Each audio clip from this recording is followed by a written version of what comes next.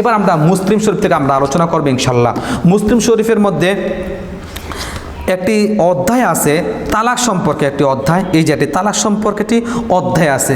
আমরা মুসলিমের মধ্যে পাবো 3565 নম্বর হাদিস। 3565 নম্বর হাদিসের মধ্যে আমরা চলে যাই। এই দেখেন, একসাথে যদি কোনো ব্যক্তি চূড়ান্ত পর্যায়ে তালাক দিয়ে ফেলে, আমি এর আগে বলেছিলাম যে যদি একসাথে 3 তালাক দেয়, 1 তালাক হবে, ওই স্বামী ওই স্ত্রী আবার সংসার করতে পারবে। কিন্তু একজন পুরুষ একজন স্ত্রীকে আজকে 1 তালাক দিল, 1 মাস পরে 1 তালাক দিল, আবার আরেক মাস পরে, মানে এই তার স্ত্রী একটা মিন্স হওয়ার পরে 1 তালাক দিল, আবার মিন্স হওয়ার পরে আরেক তালাক দিল, আবার মিন্স হওয়ার পরে আরেক তালাক দিল, এইভাবে 3 তালাক দিয়ে ফেলে, তাহলে কিভাবে করণীয়? অনেক মা বলে, যেমন গতকালকে এক বোন দুবাই থেকে আমাকে ফোন দিয়েছে যে হুজুর আমার স্বামী আমাকে আরও 2 বছর আগে একবার তালাক দিয়েছিল, 6 মাস পরে আবার তালাক দিয়েছে, আবার 3-4 মাস আগে আবার তালাক দিয়েছে।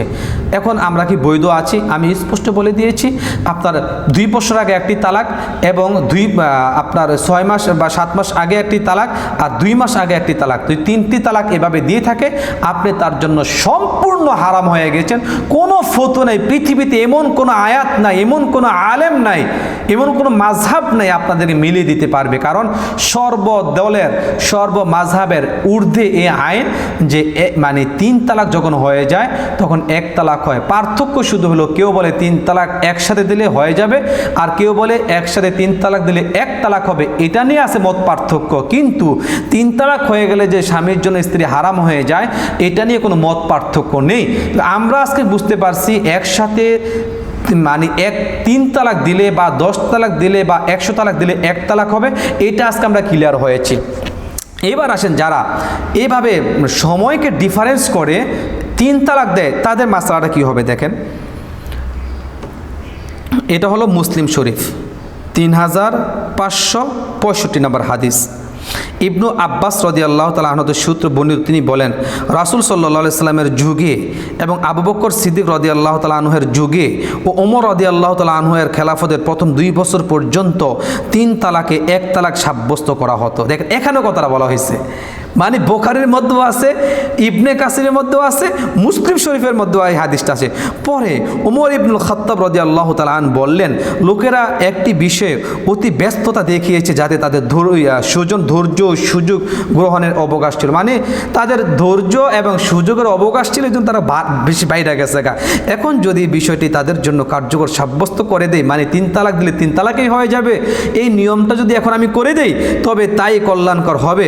সুতরাং তিনি তাদের বাস্তবায়িত ও কার্যকর সাব্যস্ত, এদের কিছু ক্ষণিক সময়ের জন্য মানুষ অনেক বাড়াবাড়ি শুরু করে দিচ্ছে, এটাকে কমানোর জন্য আইনটাকে ওমর করছি না।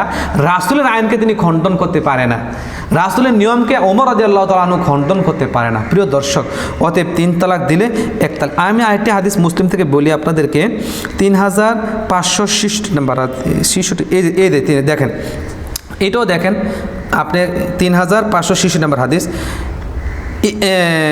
ইবনু আব্বাস রাদিয়াল্লাহুকে বললেন, আপনি কি জানেন নবী করিম সাল্লাল্লাহু আলাইহি সাল্লাম, আবু বকর রাদিয়াল্লাহু তাআলা আনহু এবং ওমর রাদিয়াল্লাহু তাআলা আনহু এর খেলাফতের প্রথম 3 বছর পর্যন্ত 3 তালাককে 1 তালাক গণ্য করা হতো? তিনি বললেন হ্যাঁ। এটি পাবেন ইসলামিক ফাউন্ডেশন মুসলিমের মধ্যে পাবেন 3538 নম্বর হাদিস। আরেকটা হাদিস আপনাদের সামনে আমি উপস্থাপন করি ইনশাল্লাহ।